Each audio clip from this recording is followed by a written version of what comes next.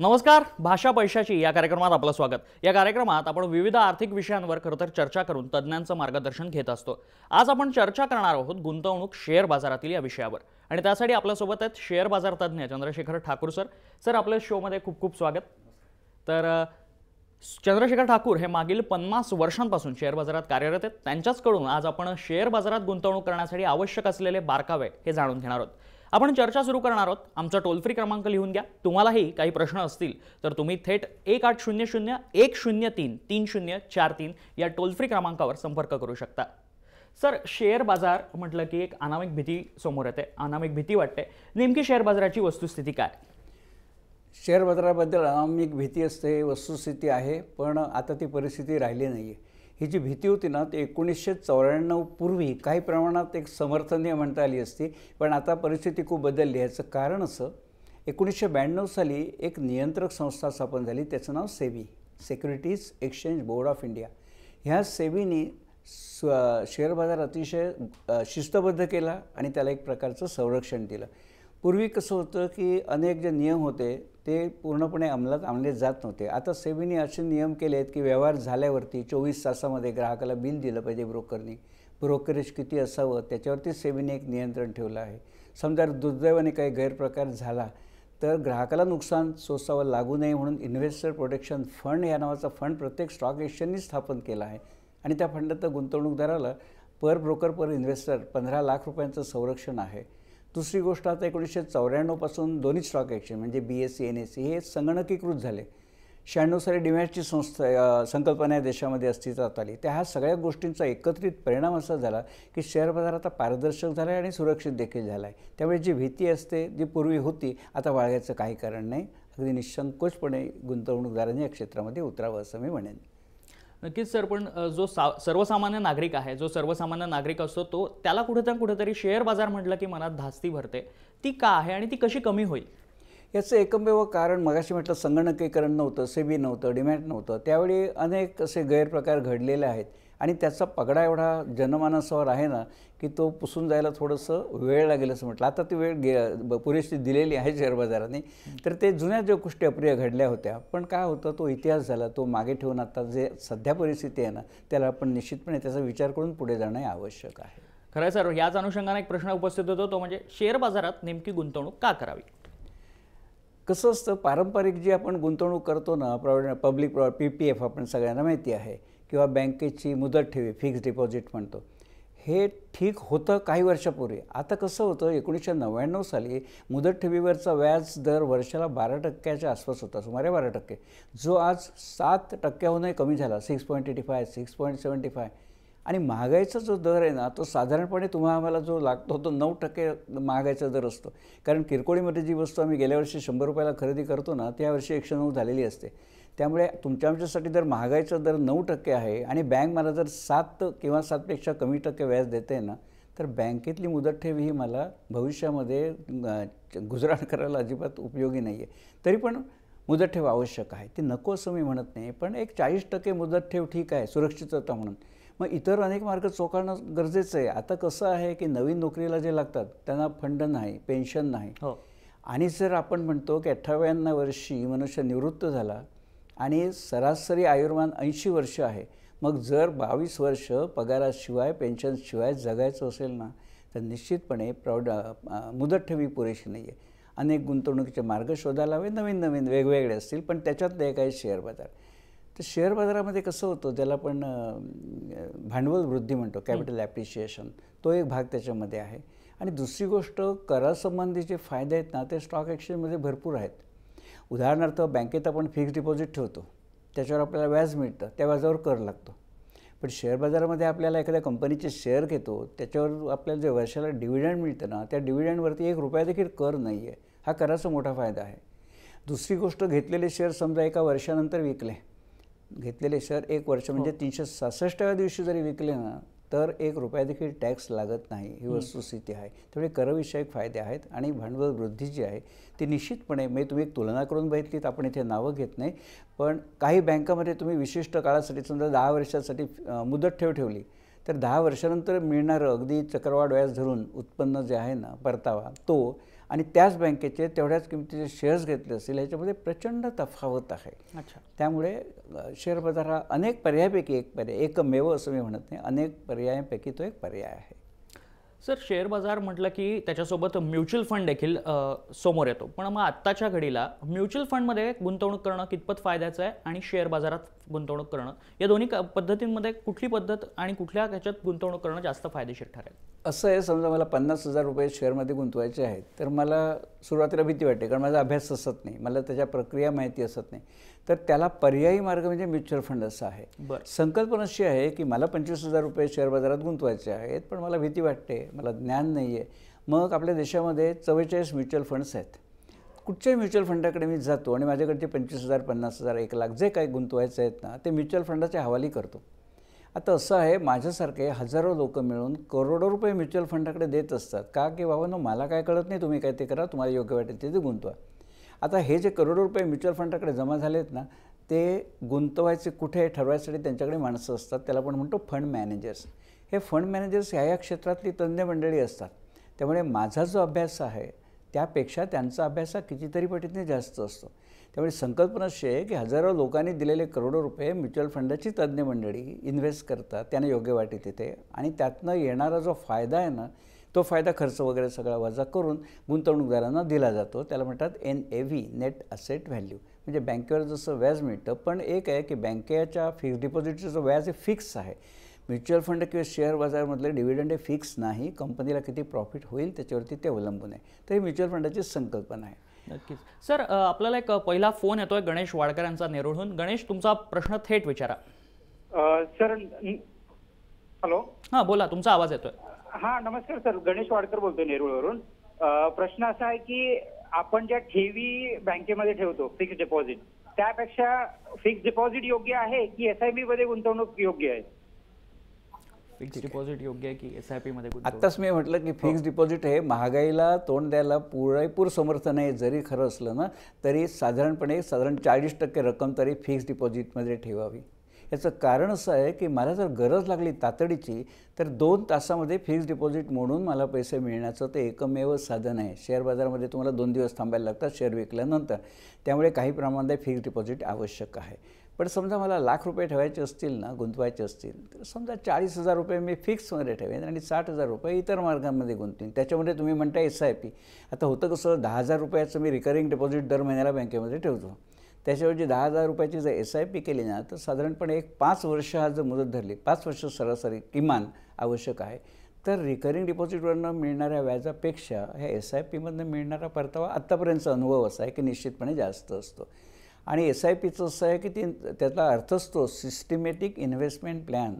त्यामुळे नियमितपणे करणं आवश्यक आहे. अनेक लोक काय करतात की शेअर बाजारामध्ये मंदी आली, सेन्सेक्स खाली गेला, निफ्टी खाली गेला की गुंतवणूक थांबवतात. तसं करणं चुकीचं आहे. गुंतवणुकीमध्ये सातत्य पाहिजे, ज्याला आपण SIP म्हणतो. त्या सातत्याने आणि किमान 5 वर्ष जर, कारण होतं कसं, आपण PPFमध्ये पैसे घालतो ना, त्यावेळी 15 वर्ष थांबायची आमची मानसिक तयारीच असते. पण शेअर बाजारमध्ये एवढी कोणती तयारी असत नाही. त्यामुळे 5 वर्षे खूप वाटतात, पण नाही, 5 वर्ष जर साधारणपणे SIP केली ना, तर निश्चितपणे बँकेपेक्षा जास्त परतावा मिळतो. सर, आपण चर्चा करत होतो ती म्युच्युअल फंडची. मग लॉंग टर्म इन्व्हेस्टमेंट करताना म्युच्युअल फंडमध्ये किती लॉंग टर्म असावा, तो पिरियड कसा असावा साधारणपणे, आणि शेअर मार्केटमध्ये देखील? एका तज्ञ माणसाला विचारलं होतं की SIP कधी बंद करायची. अच्छा. त्याने उत्तर सांगितलं होतं कधी बंद करायची नाही, ती चालू ठेवायची, कारण बंद करायचं काही कारणच नाही आहे. असं होतं की आता सेन्सेक्स किंवा निफ्टी जी 100पासून सुरुवात झाली ना, तो निफ्टी आता 9,600पर्यंत पोहोचला. सेन्सेक्स 31,000च्या वर गेला. ही जी वाढ आहे ना, भले गेल्या अनेक वर्षातली आहे, मध्ये चढ उतार आहेत हे देखील मान्य आहे, पण हा जो प्रवास आहे ना, तो निश्चितपणे वर्षा दिसेला आहे. आणि जो मनुष्य म्हणतो मला कॉमर्समधलं काही कळत नाही, व्यावहारिक गोष्ट अशी आहे की या जगामध्ये भारताला गुंतवणुकीसाठी नंदनवन असं म्हटलं जातं. ह्याचा अर्थ की आपल्याकडे गुंतवणूक करायला परदेशी लोक उत्सुक आहेत. ते काही आपल्याला उपकार करायला आलेले नाही, ते फायद्यासाठीच आलेले आहेत. मग त्यानं जर भारत हा देश गुंतवणुकीसाठी योग्य वाटतो, मग मला का वाटू नये. त्यामुळे तात्पर्य असं आहे की हे एक मुदत असं काही नाही, 5 वर्षे किमान मी सांगते, किमान 5 वर्ष, जास्तीत जास्त किती ठेवावी. नक्कीच. सर, आणखी एक फोन येतो आपल्याला. राजेंद्र लोहार यांचा फोन आहे जळगावहून. राजेंद्र, तुमचा थेट प्रश्न विचारा. हो, नमस्कार सर. नमस्कार सर, मी शेअर मार्केटमध्ये पैसे गुंतवले होते, 1,00,000 रुपये. बोला बोला. हॅलो. हा, मतलब मी शेअर मार्केटमध्ये 1,00,000 रुपये गुंतवले होते सर. राजेंद्र, हॅलो. तुमचा प्रश्न सलग आणि थेट विचारा. सर, मी दुसऱ्या व्यक्तीकडे 1,00,000 रुपये गुंतवले होते खेळण्यासाठी. हं. तर त्यांनी मला पर डे 5,000 रुपये द्यायची कबूल केलेले होते. हॅलो. हां, बोला बोला बोला, बोला. तुमचा प्रश्न सलग विचारा. त्याचा 5,000 रुपये द्यायचे कबूल केले होते. त्यांनी मला चेक दिलेले होते. चेक बँकेमध्ये बाउन्स होऊ राहिले आणि ते मला आता दमदट्टी आहे की बाबा पैसे मिळणार नाही म्हणून त्याने. आता काय करायचं बा मी आता? पहिली गोष्ट अशी आहे की सगळे जे शेअर ब्रोकर्स असतात ना, शेअर ब्रोकर आणि त्यांचे सब ब्रोकर्स म्हणजे उपदलाल, या सगळ्यांना नियम असा आहे की त्यांनी सेबीकडे, securities exchange board of India, सेबीकडे नोंदणी केलेली असली पाहिजे, तरच स्टॉक एक्सचेंज त्यांना ब्रोकर किंवा सब ब्रोकर म्हणून स्वीकारेल. त्यामुळे जे ब्रोकर सेबी रजिस्टर्ड आहेत किंवा सब ब्रोकर सेबी रजिस्टर्ड आहेत, ती मंडळी कधीही फिक्स रिटर्नचं आश्वासन देणार नाहीत. ते परवानगी नाही तसं द्यायला. एक ब्लाइंडली लक्षात ठेवा, जो मनुष्य सांगतो की शेअर बाजारामध्ये एवढे फिक्स इन्कम मी देईन, तिथे निश्चितपणे संशयाला जागा आहे. अधिकृत ब्रोकर असं कधी देत नाही. याचं कारण असं, फिक्स इन्कम मी ते सांगू शकत नाही. शेअरचा भाव कधी वाढेल, कधी कमी होईल, कंपनीला किती फायदा होईल ह्या वर्षी, पुढच्या वर्षी किती होईल, या सगळ्या गोष्टी आहेत, या ठराविक नाही आहेत. त्यामुळे असं जर तुम्हाला कोणी सांगितलं असेल ना, तर पहिली गोष्ट तपासून बघा की तो ब्रोकर सेबी रजिस्टर्ड आहे का. जर असेल तर सेबीकडे त्याची तक्रार करा, आणि जर तो सेबी रजिस्टर्ड नसेल तर त्याच्याशी ताबडतोब व्यवहार थांबवा. हे शहाणपणाचं आहे. आज अनेक वेळा लोकांना माहिती नसल्यामुळे जो कोणी उठतो आणि ब्रोकर म्हणून पाठी लावतो आणि लोक त्याच्याकडे जातात. असं न करता पहिला तपासून बघणं आवश्यक आहे, हा ब्रोकर सेबी रजिस्टर्ड आहे किंवा नाही. सब ब्रोकर असेल तरी तो देखील सेबी रजिस्टर्ड असला पाहिजे. खरं आहे, तर सेबी रजिस्टर्ड ब्रोकर असणं हे महत्त्वाचं आहे. सर, मगाशी अनुषंगानं आपल्याला प्रश्न आला होता की SIP. सर, SIP आजच्या तरुण पिढीला किती फायदेशीर आहे आणि कितपत त्यात गुंतवणूक करायला गरजेचं आहे? कसं आहे, सर्वसाधारणपणे नियम असा आहे की आपलं वय 100तून वजा करायचं. म्हणजे माझं वय जर 30 असेल आज, तर 100 वजा 30 70. मग 70% माझी जी गुंतवणूक आहे ते शेअर बाजारामध्ये असायला हरकत नाही. मग ते म्युच्युअल फंडामध्ये ठेवा, SIPमध्ये ठेवा. पण विद्यार्थ्यांसाठी उपयुक्त मी अशासाठी म्हणेन की लवकरात लवकर जेवढे आपण सुरुवात करू ना, तेवढं फायद्याचं होईल. त्यामुळे सध्या आपलं उत्पन्न नसेल, पण नोकरीला लागल्यावरती पहिल्या पगारापासून आपण SIP करणं आवश्यक आहे. आणि विद्यार्थ्यांच्या बाबतीत मी नेहमीच सांगतो, ज्यावेळी मी कॉलेजमध्ये व्याख्यानाला जातो, की तुम्ही देखील करू शकता. आज डिमॅट झाल्यामुळे फायदा असं झाला आहे की कुठच्याही कंपनीचा तुम्ही एक शेअर विकत घेऊ शकता. म्हणजे ज्या शेअरची किंमत 100 रुपये आहे, तुमच्या खिशात 100 रुपये आहे, तुम्ही एक शेअर विकत घेऊ शकता. तसं SIPचं आहे. 500 रुपयापासून आपण SIP करू शकतो. मग जर तुम्हाला पॉकेटमध्ये 1,000 रुपये मिळत असेल दर महिन्याला, तर त्यातले 500 रुपये तुम्ही वाचवू शकता आणि SIP सुरू करू शकता. आणि जर 500 रुपयेच मिळत असतील तरी तुम्ही करू शकता. पण समजा असं वाटतं की नाही, 500मध्ये भागत नाही, मला 200 रुपये तर खर्चाला लागतात. मग ठीक आहे, 2 मित्र एकत्र या, तुमचे 300 त्याचे 300, दोघांनी मिळून डिमॅट अकाउंट उघडू शकता. जॉईंट डिमॅट अकाउंट उघडता येतं जास्तीत जास्त 3 माणसांच्या नावाने. आणि त्याचे 300 तुमचे 300, 600 रुपयाने तुम्ही SIP सुरू करू शकता. त्यामुळे लवकरात लवकर आणि शक्य असेल तेवढी रक्कम सुरुवात, आणि नियमित, हे पुन्हा मी सांगतो, नियमित करणं आवश्यक आहे. गुंतवणूक कमी झाली म्हणून थांबायची नाही. दुर्दैवाने आपल्याकडे कसं होतं की 1,000 रुपयाची साडी 300ला मिळाली की लोक लाईन लावून तिकडे जातात. पण चांगल्या कंपनीचा शेअर 1,000चा जर 600 झाला ना, तर मंदी आली म्हणून असलेले शेअर विकून मोकळे होतात. हे चुकीचं आहे. अच्छा सर, आणखी एक फोन येतो आपल्याला संजय कुलकर्णी यांचा पुण्यावरून. संजय, तुमचा प्रश्न थेट आणि सलग विचारा. Hello hello. हां, बोला संजय, तुमचा प्रश्न सलग विचारा. हा सर, संजय कुलकर्णी बोलतो.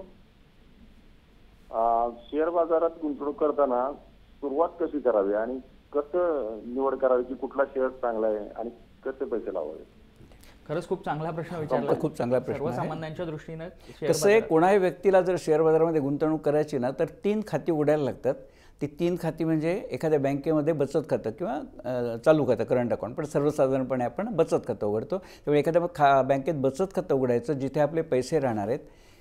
एक DP असतो, म्हणजे CDSL ही एक डिपॉझिटरी आहे, NSDL ही डिपॉझिटरी आहे. त्यांचे एजंट्स असतात, त्याला म्हणतात DP, डिपॉझिटरी पार्टिसिपंट. कुठल्याही DPकडे, अनेक बँका DP असतात, शेअर ब्रोकर DP असतात, कुठच्याही DPकडे जाऊन एक डिमॅट अकाउंट उघडायला लागतं. आणि तिसरं, एखाद्या ब्रोकरकडे जाऊन ट्रेडिंग अकाउंट उघडायला लागतं. म्हणजे बँकेमध्ये बचत खातं, DPकडे डिमॅट खातं आणि एखाद्या ब्रोकरकडे ट्रेडिंग खातं, ट्रेडिंग अकाउंट म्हणतात. ही 3 अकाउंट तुम्ही उघडलीत ना की शेअरची खरेदी विक्री करायला तुम्ही पूर्णपणे पात्र झालात. आता होतं असं की अनेक बँका आहेत, उदाहरणार्थ कुठची खाजगी बँक असेल, सरकारी बँक असेल, त्यांनी स्वतःचीच एक सबसिडरी काढलेली असते, ब्रोकिंग हाऊस म्हणून. मग त्या एकाच बँकेत गेल्यावर तुमची 3ही कामं होतात. सेव्हिंग्स खातं तिथे, डिमॅट खातं तिथे आणि ट्रेडिंग अकाउंट्स तिथे उघडता येतं. त्यामुळे 3 ही खाती आवश्यक आहेत, कारण शेअर बाजारामध्ये रोखीने व्यवहार होत नाहीत, चेकनी होतात. किंवा उद्या डिजिटलने होतात. त्यामुळे सेव्हिंग खातं आवश्यक आहे. आणि सेबीच्या नियमाप्रमाणे 1998 नंतर सगळे शेअरचे खरेदी विक्री व्यवहार आहेत ना ते डीमॅट स्वरूपातच होणार. त्यामुळे तुम्हाला डीमॅट अकाउंट उघडायला लागतं. एकदा हे 3 अकाउंट उघडलीत की मग तुम्ही म्हणता की कुठचे शेअर्स घ्यायचे, कुठचे शेअर घ्यायचे वगैरे हे सगळं करायला अनेक संस्था असतात, व्यक्ती असतात ज्या सेबीकडून मान्यता प्राप्त असतात सल्लागार म्हणून. पण ढोबळमानाने तुम्हाला बघायचं झालं ना तर उदाहरणार्थ बॉम्बे स्टॉक एक्सचेंजमध्ये 5,000पेक्षा जास्त कंपन्यांचे व्यवहार होतात, मोर दॅन 5,000. मग त्याच्यामध्ये त्यांनी जो एक निर्देशांक काढला आहे ज्याला आपण सेन्सेक्स म्हणतो, निर्देशांक असतो इंग्रजीमध्ये त्याला इंडेक्स म्हणतात, BSEने त्याला नाव दिले सेन्सेक्स. या सेन्सेक्समध्ये 12 विविध क्षेत्रातल्या 30 कंपन्या आहेत. आता प्रश्न असा आहे की ह्या 30च का निवडल्या? त्या चांगल्या आहेत म्हणून निवडल्या, हे ढोबळमानाने लक्षात घ्या. याचा अर्थ असा नाही की 30 व्यतिरिक्त जर कंपन्या वाईट आहेत अशा, पण या 30 ज्या निवडल्या आहेत ना 12 क्षेत्रातल्या त्या चांगल्या कंपन्या. त्या सुरुवातीला जर तुम्हाला अभ्यास करायला वेळ नसेल ना तर बेटर की ते 30मधल्या घ्या. तसेच 50 कंपन्यावर निर्देशांक नॅशनल स्टॉक एक्सचेंजचा आहे, त्याला निफ्टी म्हणतात, त्या 50मधल्या तुम्ही निवडू शकता. दुसरं एक आहे की नवीन गुंतवणूकदारासाठी ज्याचं वार्षिक उत्पन्न 12 लाखापेक्षा कमी आहे त्यांच्यासाठी सरकारने एक स्कीम काढली आहे, Rajiv Gandhi equity saving scheme. त्याच्यामध्ये साधारणपणे 130 कंपन्या आहेत. सर ह्या स्कीमबद्दल आपण बोलूच, पण आपल्याला आणखी एक फोन येतोय. डी गणेशन मुंबई यांचा फोन आहे. गणेशनजी तुमचा प्रश्न विचारा. Basic course. I'm interested in doing basic course. Can you please describe them? हे शेअर बाजाराचे कोर्सेस अनेक खाजगी संस्था चालवतात, व्यक्ती चालवतात, पण बॉम्बे स्टॉक एक्सचेंज आणि नॅशनल स्टॉक एक्सचेंज हे ह्या क्लासेस चालवतं. बॉम्बे स्टॉक एक्सचेंज फोर्टमध्ये जी मोठी इमारत आहे तिथे क्लासेस चालतात. नॅशनल स्टॉक एक्सचेंज बांद्रा कुर्ल्याला आहे, तिथे क्लासेस असतात आणि त्यातले बरेचसे कोर्सेस हे ऑनलाईन आहेत. म्हणजे तुम्ही नोंदणी करायची, फी भरायची की तुम्हाला स्टडी मटेरियल येतं आणि तुम्ही तो अभ्यास झाला तुमचा पुरा की तुम्ही सांगाल त्या दिवशी त्या अनेक सेंटर्स त्यांचे असतात तिथे जाऊन ऑनलाईन परीक्षा द्यायची, अशा प्रकारे होतं. आणि दुसरं म्हणजे जी सेबी आहे, securities exchange board of India, त्यांचं मुंबईमध्ये वाशीला एक संपूर्णपणे ट्रेनिंग सेंटर आहे, त्याला NISM म्हणतात, national institute of securities market. आज ह्या क्षेत्रामध्ये जे मंडळी काम करतात वगैरे म्युच्युअल फंडापासून त्यांच्यासाठी अनेक प्रकारचे कोर्सेस आहेत ह्या NISM चालवतं आणि त्यांना सर्टिफिकेट देतं. आणि आज अशी स्थिती आहे की NISMचं सर्टिफिकेट असेल ना तर त्याला एक वैधता धरली जाते. त्यामुळे तिथे देखील तुम्ही करू शकता.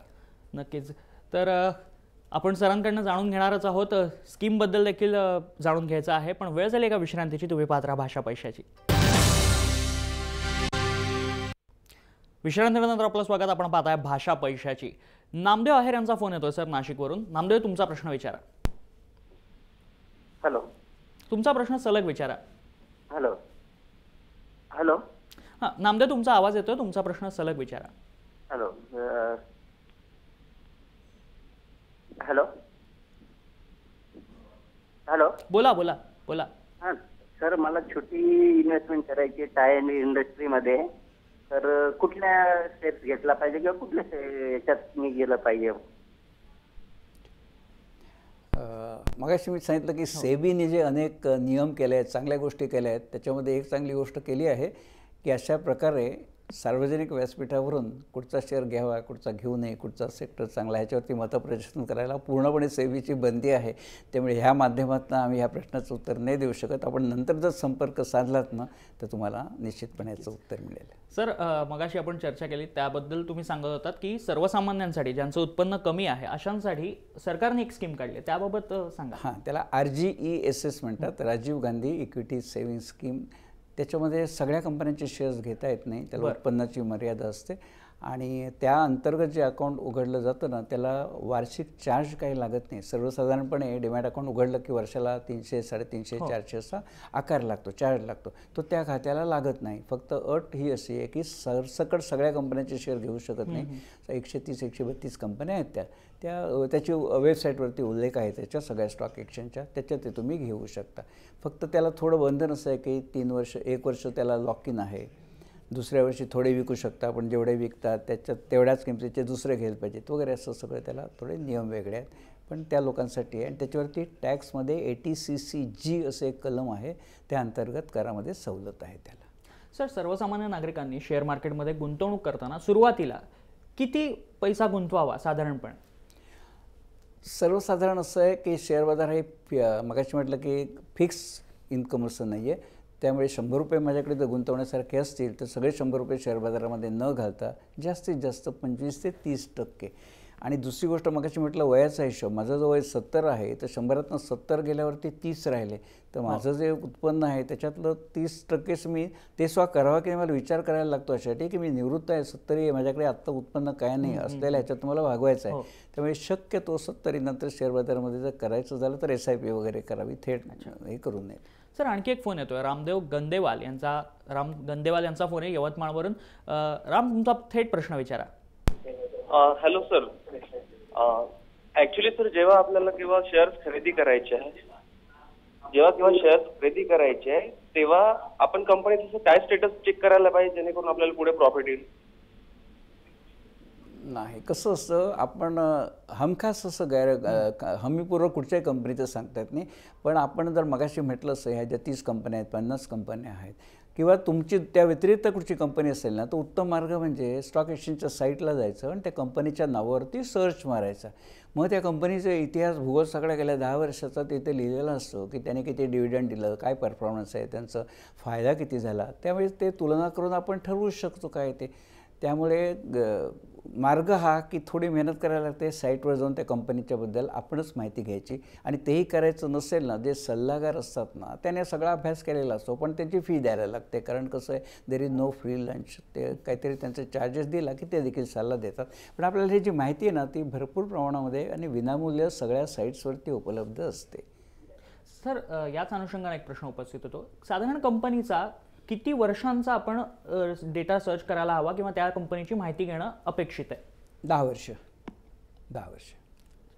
सर, आणि आज जर मार्केटची परिस्थिती बघितली तर कुठल्या सेक्टरमध्ये पैसा गुंतवणं जास्त योग्य ठरणार आहे? नाही, मगाशी म्हटलं असतं की कुठची कंपनी, कुठचा सेक्टर, ह्याच्यावरती मतप्रदर्शन करणं इथे सेबीच्या नियमाप्रमाणे शक्य नाही. कारण कसं असतं, ह्या कार्यक्रमामध्ये भाग घेतो, जसं आता मी CDSLचा माणूस आहे, त्यामुळे त्यांचे कायदे कानून आहेत ते आम्हाला बंधनकारक आहेत. इव्हन ज्यावेळी मी सार्वजनिक व्याख्यानं करतो ना, त्यावेळीसुद्धा हा एक अवेअरनेस म्हणून सांगतो की अशा थेट प्रश्नांची उत्तर सेक्टर कुठचा फक्त आपण बघू शकतो. अगदी उदाहरण द्यायचं झालं ना, एक ठळकपणे म्हणून सांगतो की ज्यावेळी सरकार सांगतं की यावर्षी आम्ही एवढे पूल बांधणार आहोत, एवढ्या इमारती बांधणार, तर तो पूल बांधायचं, इमारती बांधायचं, त्याला काय लागतं? सिमेंट लागतं, लोखंड लागतं, रंग लागतात, म्हणजे त्या मालाला मागणी असणार आहे. हा एक ढोबळ मानाने आपण बघू शकतो.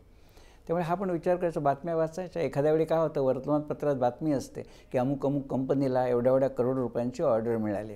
आता प्रश्न असा आहे, त्या कंपनीला एवढी ऑर्डर मिळाली म्हटल्यावरती त्यांचा जो प्रॉफिट आहे तो निश्चितपणे वाढणार आहे ना, कारण त्यांना मालाला मागणी आहे त्याला.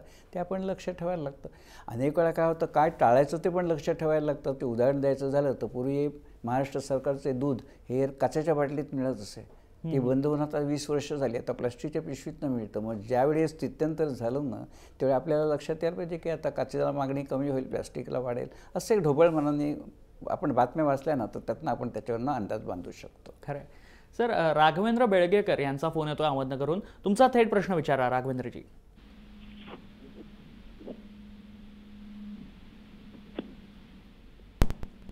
हॅलो, प्रश्न विचारा राघवेंद्रजी.